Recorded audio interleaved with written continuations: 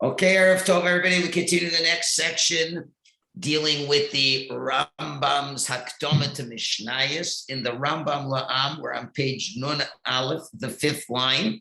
In the Sephira commentary, we're on section 15.48. So we've done the first three starim of Zman, Zroim, Moed, and Noshim. So now we're going to do Nokat, the last three, Nezikin, Kutchim, and Taharas. I don't know if we're going to do all three tonight, but we'll go as far as we can. So Achekach Chilek Hamamer ben Nezikin. So now we divide up the topic in the fourth one of Nezikin. And now we're going to go through the order of Nezikin. What is the proper order for all these Masechtas? And he's going to take a great deviation when he comes to one of the Masechtas. It's going to take quite a deviation explaining it. So we start Mechilek Masechtas Harishona Lishlosha Chalakim. He takes the first Masechta and divides it into three parts. Now it's interesting. It's saying Akar Chilek Hamamer bin Nezikin.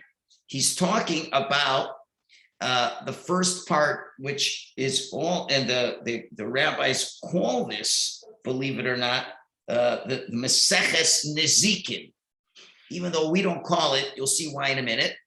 And the Masechta Rishona is led to three parts. The Hischel, and it begins with the Baba Kama. Starts with Baba Kama. In other words, what the Rambam is going to tell us is that Baba Kama, Baba Metzia, and Baba Basra really is part of what can be called Maseches Nezikin, because you'll see it, we're going to see it as it talks about different damages and things like that. That's what the Rambam calls it when we learned it in the Rambam, right? Well, no, that was Seder Nezikin. That's different. When he had 14 books, Yad Chatzaka, he called one of the sections Nezikin. Okay. Dealing with the order of Nezikin, but in some sections, they even call these three books Maseches Nezikin. Okay, so it's really like one Masechta. You'll see this point that I'm belaboring on now will answer a question later on, because we're going to see in some editions, we're told there's 63 Masechtas in Shas. Another version says there's 60. So how do we split it? I mean, it's got to be an exact amount. So we're going to see that sometimes some will call the three Babas one Masechta, or it could be three Masechtas. So that's what he's talking about here. Anyway, so we're starting with Baba Kama, the first gate. Literally it means the first gate.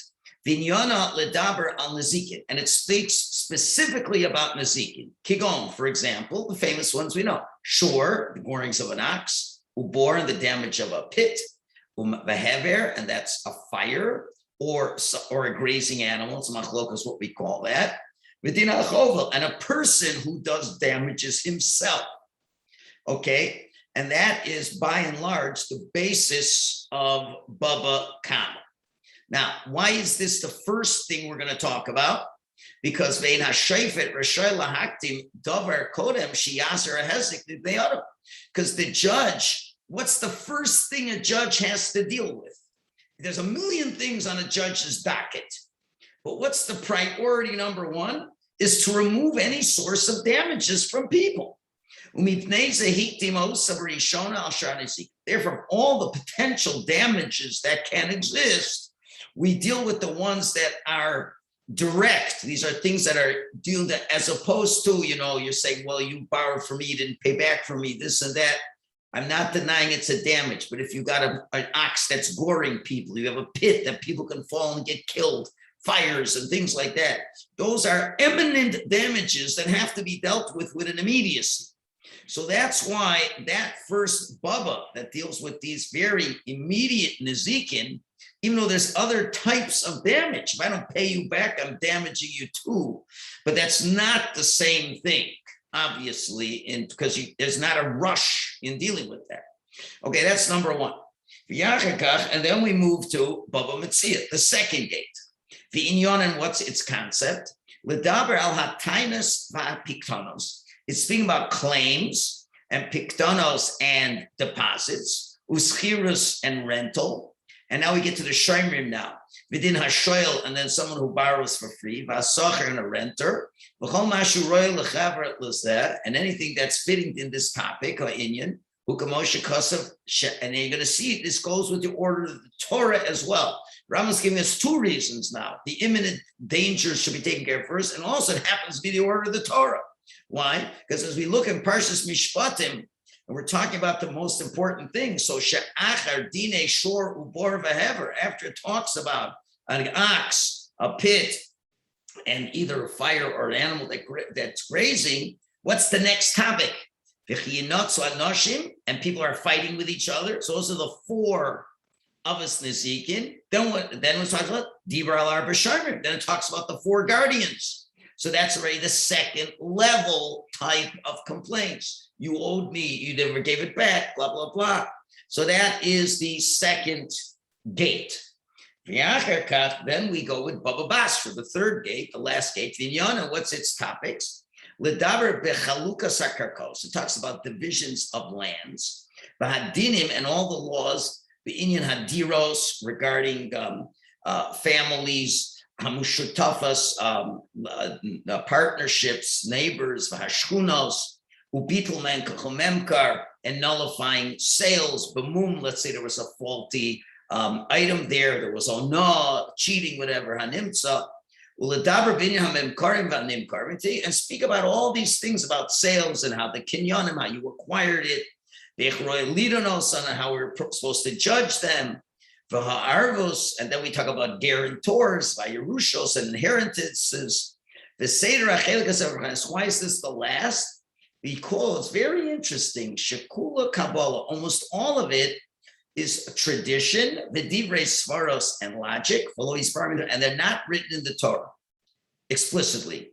For example, in most of these, and as we talk about partnerships, how to resolve a partnership, land deals, things like this, how you make kinyanim, these are all not biblical concepts. There's an overall concept. Judges should judge things as needed, but the Torah doesn't really spell them out like the others. Baba Kama, right? It's the Arba Avos Nezikin, clearly spelled out in the Torah. Baba Metzia, the Shomrim, clearly spelled out in the Torah. Okay, yeah, there's a concept of inheritance in the Torah, we inherited land, but none of the laws of inheritance, none of the disputes in inheritance, or any other things of buying and selling and when the kinyan takes place and all these things. It's not a biblical source, but it's obviously there has to be a system in place. And honestly, Hashem says, I'll leave it up to the rabbis to decide. Yeah, you could try to find some hints in the Torah, from various wordings of the Torah, but the Torah does not say, for example, this is how you make a kinyan on an object. The Torah doesn't say that. The Torah does not say the laws of a guarantor. The Torah, many of these areas are totally not written in the Torah, but they're all part of Jewish jurisprudence. It has to be, and the rabbis have to have a system that's equitable. Okay, fine. So that is the first Masechta that we're dealing with. Okay, now, Ukishahadia Inyan Hadinim, and now that it's talked about these laws, so what becomes the next logical step? We have to talk about judges. We have to know all about judges. Gozra Gzer is the ones who makes the decrees, Vadinim, and the laws. Veseder Acher Baba Basra, everyone after Baba Basra, Sanhedrin. So that makes sense that Sanhedrin comes next. Okay, makes a lot of sense. So Sanhedrin, now we got the laws, who's going to adjudicate the laws? Now, what's the next Masechta? This becomes interesting. We know the next Masechta is Makos. The question is, we'll see in a minute, is this its own Masechta or not? Avol Maseches Makos, Hiniksheres Binustaos in Maseches Sanhedrin. It has certain textual connections to Sanhedrin, and therefore, and therefore it's counted as part of it. And if you recall, when we learned in the Gemara in the third parak, really was, if you remember, we learned Makkos, really the connection to Sanhedrin is if you change the prakim, because the order we have in the Gemara is not the order of the Mishnayos. We have the order. The last chapter is Chelek about Olam Haba and all that stuff. But in the real Mishnayos versions, that's not the last parak, but Elohein and Nechunakim, who get strangulated. And over there it talks the end about the Bas Kohen with other people, and they get strangled. And then it talked about Edim Zomamim. Right at the end of Sanhedrin, it talked about Edim Zomamim. Aha. So now that it talked about that, so Elohein and Nechunakim talks about who gets strangulated, he'd be Kelov. So then it connected Elohein and Loki, and those are the ones who get lashed. And therefore it's connected with that, and therefore it's one Masechta. That's what some suggest. Now, my commentary says, if they make, so now it becomes one Masechta of 14 prakim, because Sanhedrin is 11 prakim, Makkas is 3 prakim. So there are those who suggest that it's really one Masechta of 14 prakim. Okay. And with that, people want to answer the steer I just told you. Okay, that when we see our Mishnayos now, there's 63 Masechtas, right? You look it up, there's 63 Masechtas. When you look in the Rishonim, when the Rishonim list the Masechtas, there's 60. You look in Shir Hashirim, it uses the word 60, it's allusion to 60 Masechtas. So what's going on over here? We have 63, and the earlier sources are saying 60. So you could say that they put everyone says you put the 3 Bubbas as 1. So that gets rid of 2. And now you combine Sanhedrin with Makkas, well, then you're in business. But that's going to be a problem. So we're going to have to, why? Because Rambam's going to say, Ve'ein zeh tam emes. I don't agree with this to say that Makos is a connection, is really just part of Sanhedrin. Avoli Meseches Mifnei Atzmo. It is its own Masechta. It's not part of that. And there's proofs to this. V'nis mechol Sanhedrin. So why is it put next to Sanhedrin? Just for logical reasons. Who has permission to lash people? Only Sanhedrin, as the pasuk says, "V'pilu hashofet v'hikulu lefanav kidei rishaso." That the judges are the ones who decide who gets the lashes for that. So therefore, that's the logical connection for that. Okay, so therefore he says it has nothing to do with that, but it's just connected because those are the ones who have to enforce that law. Okay, I just want to make sure I'm not missing. Yeah, good. Okay, now, so therefore we still are going to have not totally answered our question, because according to the Rambam, then it's 61. But not 60, because you knock 2 off. So we'll have to see. There will be some other answers for this. Okay, so we've got 3 in a row. We first need to know the damagers, the types of judgments that have to be done. Then we have to have the Sanhedrin to adjudicate it. And then, of course, enforcement is what lashes. So that's important to put it next. Now, the Sider Achar Makkas, what do we put after Makkas? Shvuos. We put in Shvuos, oaths. Because at the end of the previous Masechta, this one, there's very many similar types of judgments there. They're similar to each other. As the Talmud talks about, it's also part of Dayanim. And who's able to force oaths? But judges. So judges, really, when do you need oaths, right? Oaths are in a court of law. So obviously it has to do with judges. And there's a lot of similar topics between Makkas and Shvuos. At the end of Makkas, so they connect that as well. Okay, fine. Right?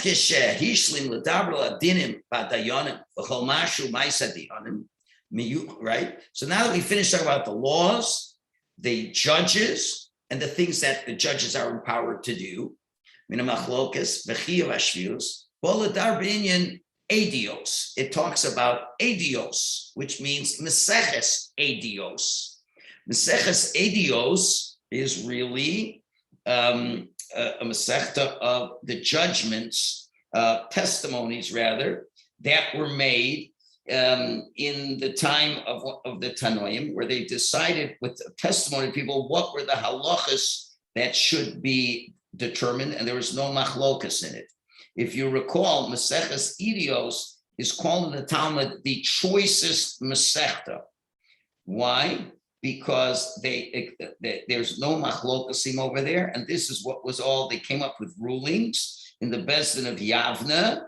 Okay, if you remember that whole story when they got they took out Rabbi Gamliel and they made Rabbi Elazar ben Azariah be the Rosh Yeshiva. Was mamish such a crazy political day, but on such a day they mamish learned the Welt of Torah, and everything that's Maseches Idios is just these laws that were, there was testimonies that the rabbi said, yes, I know that this is the law here, this is the law there. And all those Mishnahs, if you recall, sometimes we bring a Mishnah from Adios where it says, oh, those are beautiful. No arguments, everyone agreed to it, finished, done. So anyway, so that's what Maseches Adios, also the word edis, which means very precious, because it's very precious when there's not machlokasim and you just deal with what the laws are. So therefore, so we do this. So really, it's a play on words on the one hand, because adios is testimony. So testimony has to do with courts. But it really, Verov Inyan's Osa Masechta, the majority of this Masechta, that these were clear halachas that people testified from their traditions. We could rely on their testimony. And this is a whole section of laws that judges have to know. And all the testimonies they gave, they testified in their Beis Din. Okay, fine. The Seder Osa Achar Masechta Shavuos, so they put it after Shavuos. Why? Making oaths, you're always doing oaths. Oaths, every day in a court, you're making a guy swear. That's a very constant thing. But for adios, but the adios was just particular specific laws that the rabbi said, this is the law I have from my tradition. Okay, so it's good to have these laws on file. When we'll need to resort to find out the law, we'll look at what it says in adios. From time to time, it's going to be very helpful. But Shavuos is something that's on a daily basis. You're always making them swear. So that is a more constant thing. Okay, what's the next topic? Now we have Maseches Avodah Zarah. Okay, why is that there? Obviously, why you need that. Because a shofet needs to know every aspect of idol worship. Right? If we have to be thoroughly familiar with every way the Goyim worship idols. Because if people are going to testify that Jews worship an idol, it's chayiv misa, we have to know, did he do the idol worship properly? For us, sholem, and now they'll be complete. When the judges know the ways people serve and the laws of idol worship. What they need was then they could not judge somebody. Because we already read a rule. He called me let's say Shabtai. Okay, somebody who's worshiping the star called Shabtai. Avodas Kochav Noga, but he worships it the way you worship Noga, the star Noga. Or let's say Yispal Kochav Tzedek, but Tfilas Madin. He prays to the star of Tzedek with the prayer that's done to Madin. So ain't a chayiv misa, not chayiv misa. So we know you're doing idol worship, but it has to be the idol worship and the way the idol worshiping is done properly. And we have to have a Kabbalah of what it is. So therefore, now the question is, why is this last? Because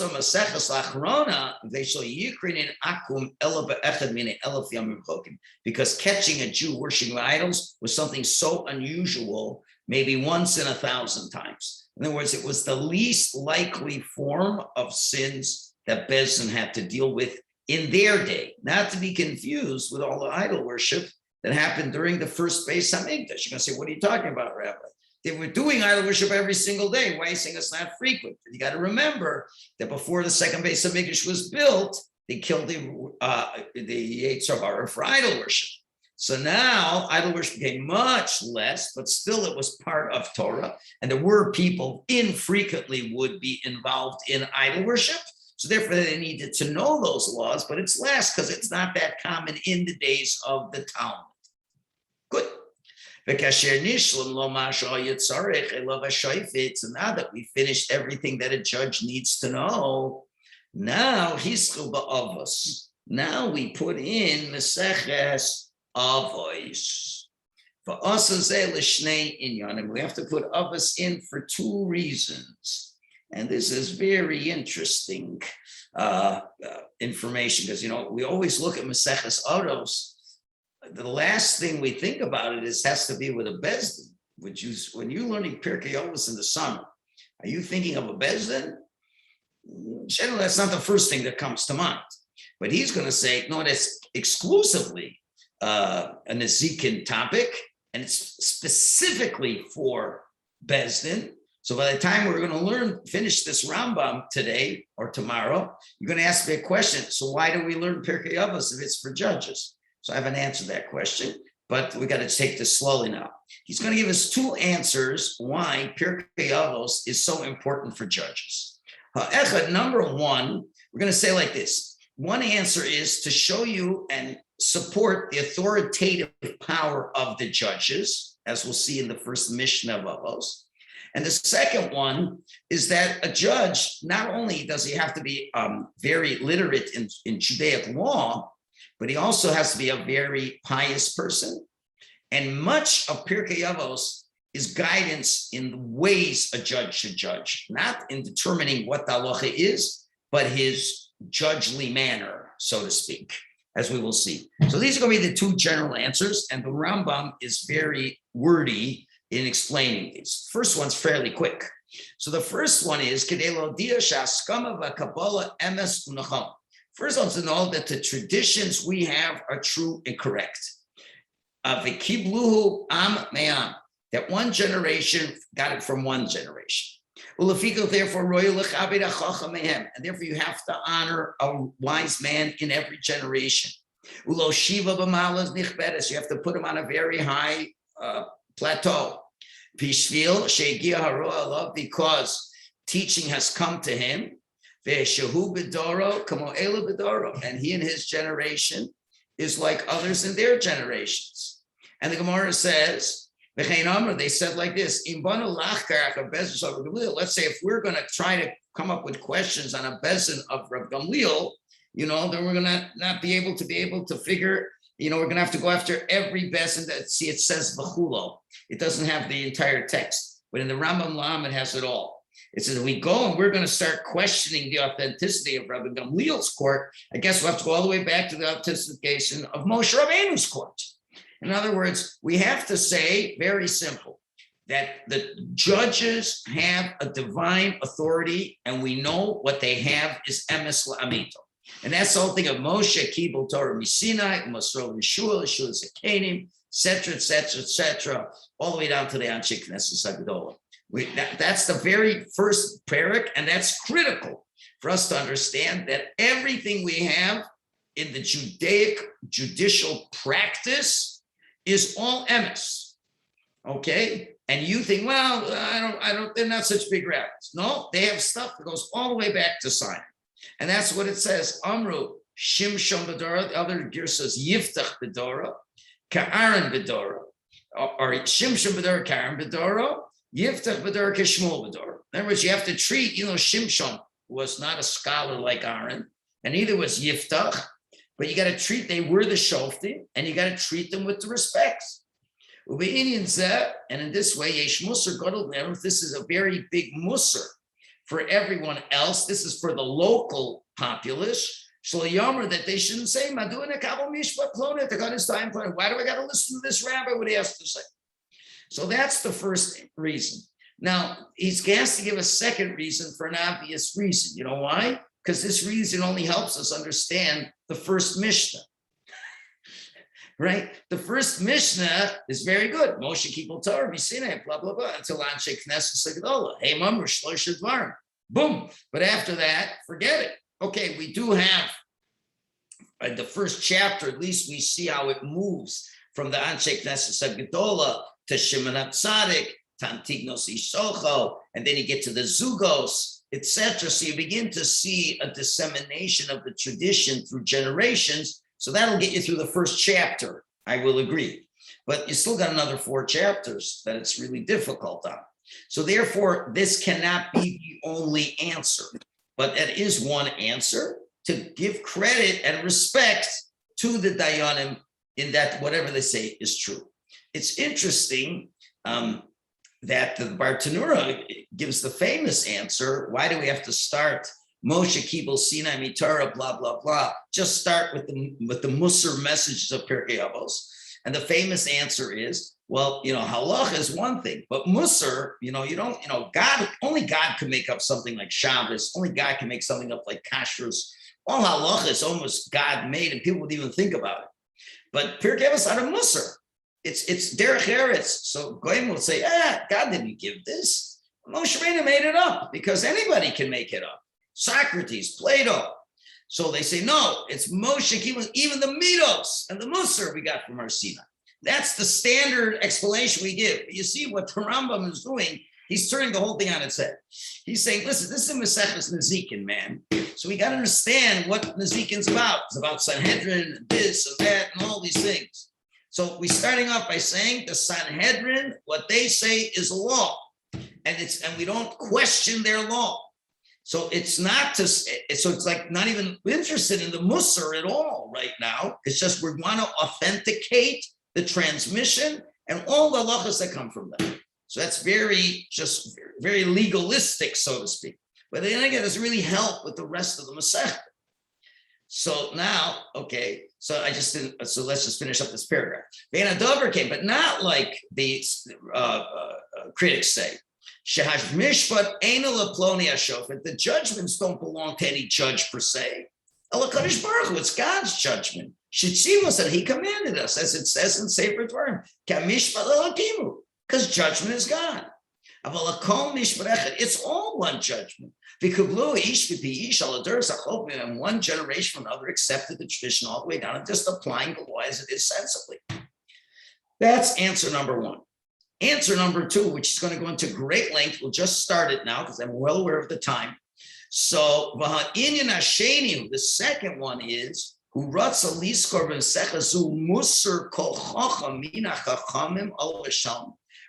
to learn the ethical teachings from each chacham, so that we learn virtues from him. Then, and who needs this more than anyone else? Like judges. Judges really need to know the ethical midos the most. Why? Let's say an Amoritz. If he's not an ethical person, the damage isn't that great onto the person himself. If you're a shmo for yourself. But a judge, if he himself is not a man of virtue and he's not modest, Yazik Atzva, he'll damage himself, the Yazik will be the Adam, and he'll damage others as well. Okay, therefore, Lafika, therefore you look at the initial words in Pirkei Avos. It's a Musar Hadayanim. It's ethics to the judges. Kamosha Amar, for example, what are the first statement? Having misunim badin, be deliberate in justice. Judgment. And the judge has to be musard by all the topics that are Maseches Avos. Kidei, as we just said, she'emasim badin, deliberate in judgment. V'al psak, don't judge too quickly. There could be in this thing a concealed thing that's not so clear. Kamosha Amru Alasham din Maruma. There's something called a deceitful judgment. Something a judge has to peel through all the layers to know what's going on about this. So basically, what this answer is saying, we'll elaborate on this tomorrow, is that the ones who really need to know the Musar more than anyone else is the judge. Because when a judge is deficient, it has cataclysmic disasters. This is the whole concept that they talk now in America. You don't want to politicize the court. When you politicize the court, there's no integrity to the court at all. And that's the point. And that's why you see the whole rule of law is falling apart in America, because it's just not there. They're all on the take. They don't care about any of this. So primarily it comes out, it's Musar for the judges, how to be proper judges. So then you're going to ask, so why do we need to learn it? The answer is they are judges in the truest sense of a judge. But as the Baal Shem Tov says, each and every one of us, even though we don't have the authority of a judge, we're always judging situations. It may not have the same huge impact if we judge unfavorably or misjudge people, but we too make judgments. So in a lower, so if we make a mistake, it's bad for us. But if a judge makes a mistake, it's horrific. So therefore, even though it may have been primarily for judges, but we don't lose by learning all these things because it's certainly helpful for each and every one of us. So isn't there a pasuk in the Torah about shoftim to be judges on your eyes and your ears? And I thought that's a Hasidic word. Okay, the Pashup shot is shoftim b'shosharecha. The Hasidic word is you should have judges on all one of your five senses. Right. That's the second step. Rambam says it's just practical. It's for the judges. So why are we learning it all summer long? You know what? Because it certainly isn't going to hurt us to learn to be like the judges. Okay, we'll put the foot mark over here and we'll continue tomorrow as a Shem. So 9:40 seems to work and I finished pretty much on time. Rabbi, are you doing a Parsha class tomorrow online? God willing. What time is that? 8 o'clock. Okay. Okay, I'll probably end it at 9 or 9:05 to give people time for tomorrow. Yeah. Okay. Shkoyach, everybody. Night. Great night.